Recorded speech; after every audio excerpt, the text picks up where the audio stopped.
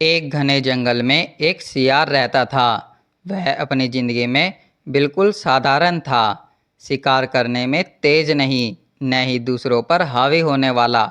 एक दिन तेज आंधी चली और वह एक पुराने कमजोर पेड़ के नीचे आकर खड़ा हो गया। अचानक तेज हवा के झोंके से वह पेड़ गिर पड़ा और सियार उसके नीचे आ गया। वह गंभीर रूप से घायल हो गया और बड़ी मुश्किल से घिसटते हुए अपनी माद तक पहुंचा। सियार कई दिनों तक अपनी माद में भूखा प्यासा पड़ा रहा। जब वह थोड़ा स्वस्थ हुआ तो उसे भयानक भूख लगी। उसने शिकार करने की कोशिश की। पहले खरगोश के पीछे भागा लेकिन सफल नहीं हुआ। फिर उसने बटेर का पीछा किया लेकिन उसकी हालत इतनी खराब थी कि वह तेज दौड़ नहीं सका। हिरन के बारे में सोचने भर से ही वह थक गया। अब उसकी भूख बढ़ती जा रही थी लेकिन उसके पास कोई उपाय नहीं था। उसने सोचा कि जंगल में तो अब वह जीवित नहीं रह सकता। शायद बस्ती में जाकर कोई अवसर मिल जाए। इसीलिए वह धीरे धीरे कस्बे की ओर बढ़ा, इस उम्मीद में कि उसे कहीं कोई कमजोर मुर्गी या उसका बच्चा मिल जाए। जैसे ही वह बस्ती में पहुंचा और गलियों में घूमने लगा, तभी कुछ कुत्तों ने उसे देख लिया और भौंकते हुए उसके पीछे पड़ गए। सियार जान बचाकर भागने लगा लेकिन कमजोर शरीर के कारण वह अधिक देर तक तेज नहीं दौड़ सका। कुत्तों की टोली बढ़ती जा रही थी और सियार की ताकत खत्म होती जा रही थी। भागते भागते वह रंगरेजों की बस्ती में आ पहुंचा, जहां उसे एक बड़ा ड्रम दिखाई दिया। अपनी जान बचाने के लिए वह तुरंत उसी ड्रम में कूद पड़ा। उसे नहीं पता था कि उसमें क्या था, लेकिन डूबने के डर के बावजूद वह रंग में छिपा रहा। यह ड्रम हरे रंग का था, जिसमें रंगरेज कपड़े रंगने के लिए रंग घोल रहा था। जब कुत्ते चले गए तो सियार धीरे धीरे ड्रम से बाहर निकला। अब उसका पूरा शरीर हरे रंग में रंग चुका था। जब उसने खुद को देखा तो उसे विश्वास ही नहीं हुआ। जंगल में वापस जाते ही उसने पाया कि सभी जानवर उसे देखकर डर रहे हैं, क्योंकि ऐसा अजीब हरा रंग किसी जानवर का नहीं होता।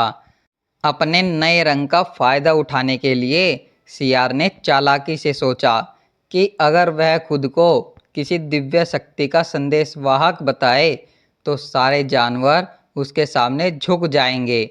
उसने डरकर भागते जानवरों को आवाज दी, डरो मत, रुको, भगवान ने मुझे तुम्हारे लिए भेजा है। सभी जानवर रुक गए और हैरानी से उसे देखने लगे। हरे रंग के इस रहस्यमय जीव की बातों का उन पर गहरा असर हुआ। धीरे धीरे जंगल के सारे जानवर इकट्ठा हो गए और सियार ने ऊंचे पर्वत पर चढ़कर घोषणा की, प्रजापति ब्रह्मांड में मुझे खुद अपने हाथों से इस अनोखे रंग में रंग कर भेजा है। मुझे आदेश मिला है कि मैं जंगल का सम्राट बनूं और तुम्हारी रक्षा करूं।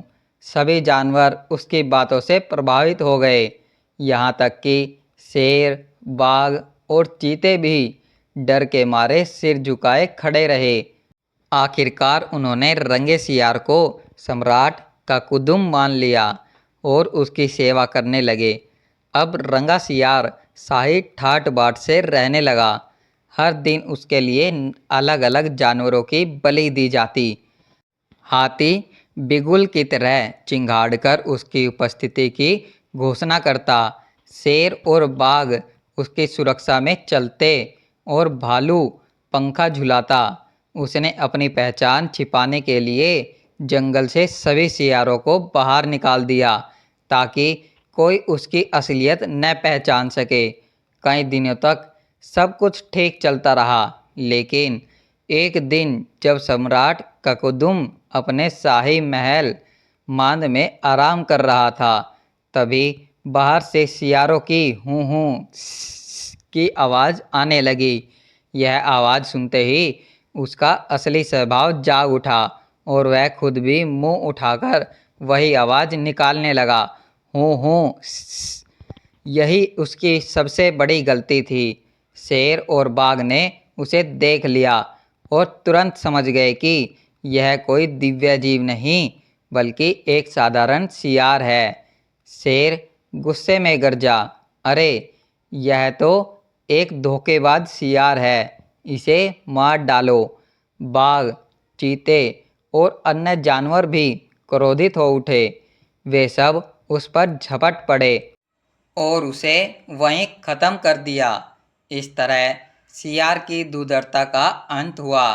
नकलीपन की पोल देर सबेर खुल ही जाती है। यह कहानी हमें सिखाती है कि झूठ और धोखे से ज़्यादा दिन तक कोई शासन नहीं कर सकता। सत्य को देर सबेर सब पहचान ही लेते हैं और अंत में धोखेबाज को उसका परिणाम भुगतना ही पड़ता है। दोस्तों, अगर वीडियो पसंद आया हो तो वीडियो को लाइक करें, अपने दोस्तों और परिवार के साथ शेयर करें। ऐसी ही कहानियों के लिए चैनल को सब्सक्राइब करें। आपका प्यार और सपोर्ट हमारे लिए बहुत मायने रखता है। वीडियो देखने के लिए धन्यवाद दोस्तों।